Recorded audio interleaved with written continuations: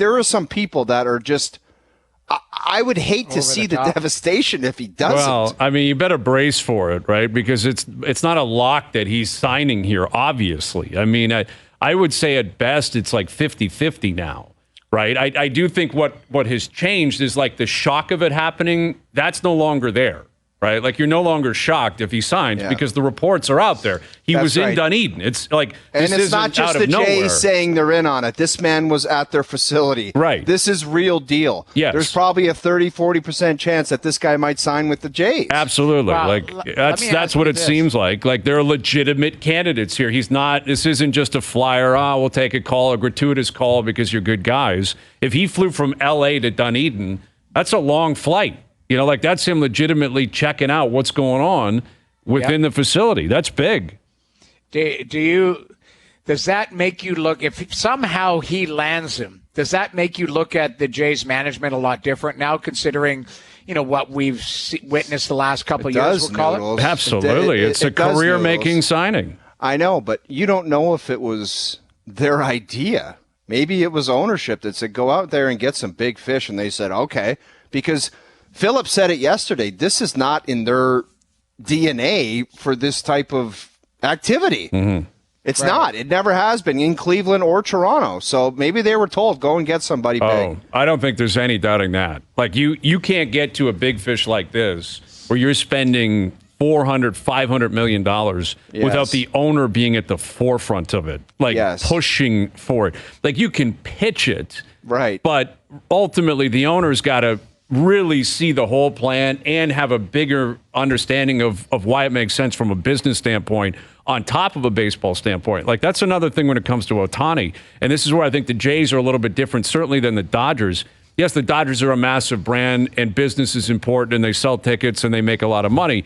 But that's going to be there anyway. And if they bring in Ohtani, I think from a Dodgers perspective, it will be perceived as they did that to win ball games. Where if the Jays sign him, it'll be perceived as they did it to sell tickets and merchandise and, grow their brand. Where, you should be marrying the two. Like when the dust settles, the excitement of this guy signing wherever he's going to sign, you realize you just signed the best player in the game. Like the reason he's going to make $500 million is because he's the best player in the game. And you're bringing in a guy who's going to hit like 45, 50 bombs. And if his arm returns to form, he's going to be one of the, best 8 or 10 starting pitchers in baseball. Mm-hmm. So it's a combination of everything in terms of the brand, in terms of the promotion, the marketing, but also just simply building a winning ball club. And it's incredibly exciting. I can't see how you wouldn't be if you're a Blue Jay fan. I think we're used to building up excitement and then having it be deflating in the end. So I think this fan base is going to be very prepared for that. Like if he signs with the Dodgers in an hour, it'll be like, all right, we move on. Like that. I'm not too worried about the aftermath because I think Blue Jay fans have been here before. Toronto sports fans have been here before. But if it lands, I do think it'll be more appreciated here, certainly than in L.A. with the Dodgers. Not that Dodger fans won't love him, but here we go. It's the truth. Are you going there with L.A. and the Dodgers now? No, but my point is the Dodgers, they've won World Series. They've got Kershaw. They've got Mookie Betts. They have Freddie Freeman. The Jays, they haven't had that same level of success. Transactionally, that's what I mean. The element of surprise would be that much greater. Or not surprised. Like the pride that would come with it, I guess. Overall appreciation for the dynamics of this transaction. That's all I'm saying. That's all. Yes. And believe me, the Jays aren't alone. And the Jays wouldn't be on the top of that list in terms of the league. Like the Pirates fans would appreciate it more. Rays fans would appreciate it more. Like there are other markets below the Jays. The Jays have been big players for a long time. They got a top 10 payroll. They have made big acquisitions. They have signed guys. They have traded for big names. They've had guys who have won MVPs. They've been to the playoffs. Like the Jays are not some run-of-the-mill team, but compared to the Dodgers, it's like the Dodgers, Yankees, Sox, maybe the Giants, maybe the Cubs. Like that's your elite of the elite. There's only one positive way out of this, though, man. If they don't get Soto or Ohtani, I'll tell you what. You want to talk about a fan base that you said would be so jacked up if one of these things happen. If none of them do. Yeah, they got their work cut out for you, man. They do. Yeah. They absolutely do. But listen, there's another element to it that I mentioned on the morning show today. Like, the fact that he's Japanese he's not American, and the American media just can't wrap their head around that. Like, they can't understand the idea of leaving LA for Toronto.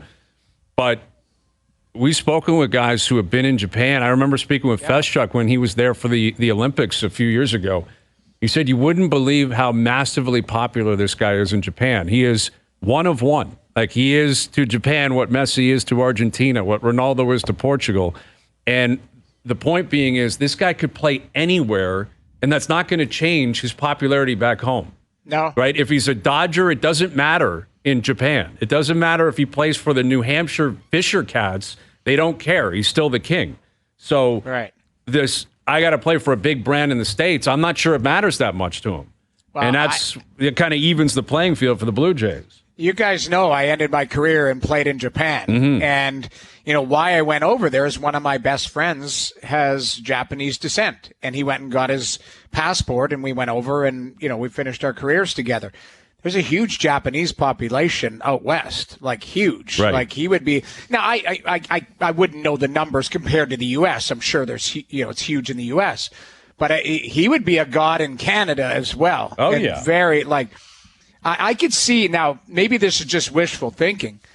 You're right, he can do the LA thing, but he's not like LeBron. He doesn't want to spin this into movies and be walking in with wine and all of that. Like, Thank if God. anything. No, you're right. He's very But there private. is a chance. Like, I was thinking about that this afternoon. If this guy is private and just wants to go about his business, to be honest, Toronto might be a better fit for him as far as the organization and listen, it's Canada's team, really. You'd be representing a country. Impromptu, I'm confirm excited. or deny.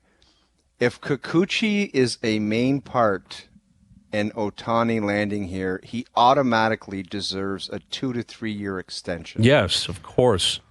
Immediately, if he is the mediator to bring this in, if he is the closer, so to speak.